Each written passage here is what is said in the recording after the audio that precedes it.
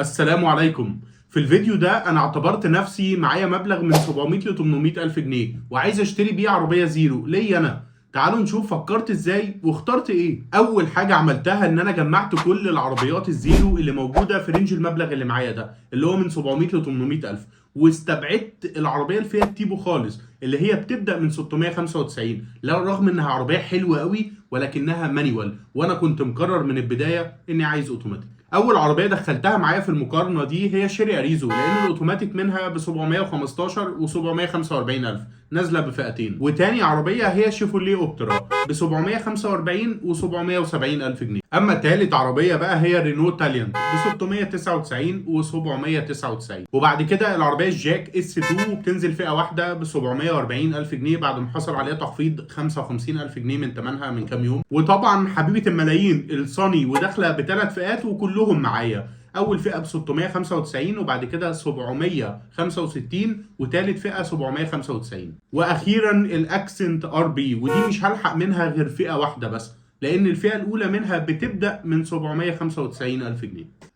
كده احنا جمعنا كل العربيات الزيرو اللي موجوده في الفئه اللي بدور فيها من 700 ل 800 الف جنيه. واول عربيه خرجتها من اختياراتي خالص والصراحه بدون تردد، يعني ما كنتش متضايق وانا بخرجها، هي الاكسنت ار بي، لان ما حسيتش ان هي تستاهل السعر اللي موجود عليه دلوقتي خالص، خصوصا ان انا هدفع 795 الف، مش هلحق غير اول فئه ما فيهاش ارباج واحد، ما فيهاش تجهيزات امان خالص، الخامات بتاعها مش افضل حاجه في الفئه دي، العربيه مبالغ في تسعيرها، فيعني نستسمح وكيلها لو يخفض سعرها شويه لان العربيه غاليه قوي. وتاني عربيه خرجتها من اختياراتي برضو هي الشيفوليه اوبترا، رغم ان هي عربيه حلوه، عربيه لسه متقدمه شكلها جديد، ولكن العربيه لسه حاصل عليها زياده 20,000 على سعرها الرسمي من اسبوعين ثلاثه تقريبا. غير كده هي عليها اوفر برايس كمان، يعني السعر اللي حصل عليه زياده اللي هو الرسمي ده بتدفع عليه اوفر برايس علشان تستلم العربيه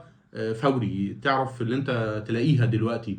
فصراحه الكلام ده ما كانش مناسب معايا، ولقيت ان سعرها بعد الزياده وبعد الاوفر برايس بقى يعني كتير قوي عن اللي تستاهله برضو. وخرجت كمان النيسان صني راي 1، رغم ان هي عمليه جدا، على فكره العربيه حلوه قوي ومحققه نسب مبيعات عاليه، ولكن ما حسيتش الصراحه ان انا يبقى معايا 800 الف جنيه واشتري بيهم صني. لا يعني انا لو معيش غير ال 695 اللي هم تمن اول فئه هروح للصني، هشتري صني، هفكر فيها، يعني مش هفرط فيها بسهوله.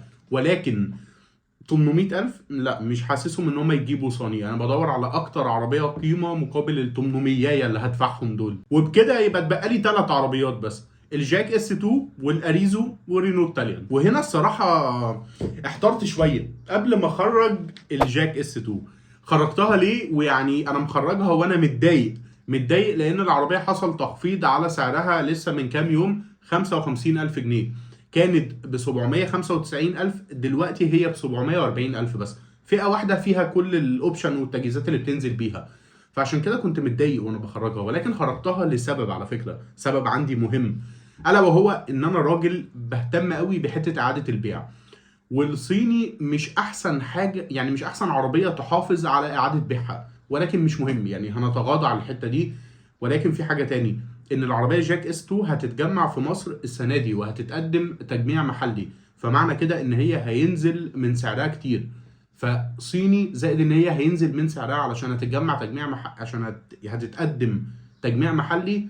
فحسيت ان انا لو اضطريت ابيع العربيه بعد سنه ولا سنتين، مضطر محتاج بقى فلوس، عايز اغير، عايز مش عارف ايه، هخسر كتير في ثمنها، فعلشان كده خرجتها. واخيرا اتبقى لي الاريزو والتاليانت.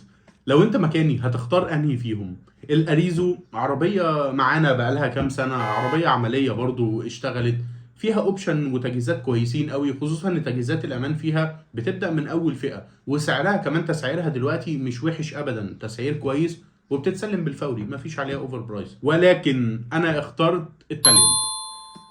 اخترت التاليانت ليه؟ لان العربيه دي اصلا بتنافس في فئه، يعني المنافسين بتوعها هم البايك اليو 5 بلس، الجيلي الاميجراند، الالنترا، الاي دي، العربيات اللي هي في فئه المليون اللي حاجه بسيطه. الرينو تاليانت كانت في الفئه دي وهي ما زالت كده، عربيه حجمها اكبر من الصني والاريزو والحاجات دي، ولكن بعد ما حصل عليها تخفيض 100,000 جنيه في رمضان اللي فات ده، رجعت للفئه بتاعه الصاني والاريزو والمش عارف ايه والكلام ده، ولكن دي مش فئتها اصلا. فحسيت ان دي اكتر عربيه هاخد قيمه مقابل السعر اللي هدفعه فيها. يعني هتبقى ب 799 الف جنيه.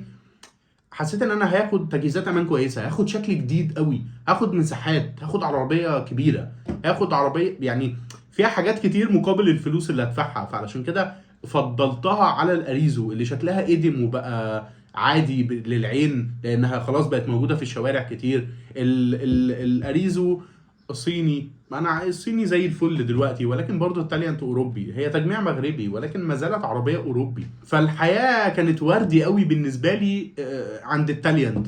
ولكن جيت في حاجه يعني افتكرتها بوظت الحياه الوردي دي، وهي التلاتة سلندر. الموتور بتاع التاليانت 3 سلندر 1000 سي سي، فهل ده يتناسب معاك؟ غالبا مش هيتناسب. فتعالوا نشوف في الفيديو اللي جاي انا عملت ايه، وهل ما زلت عند اختياري في التاليانت ولا غيرت الاختيار ده. سلام.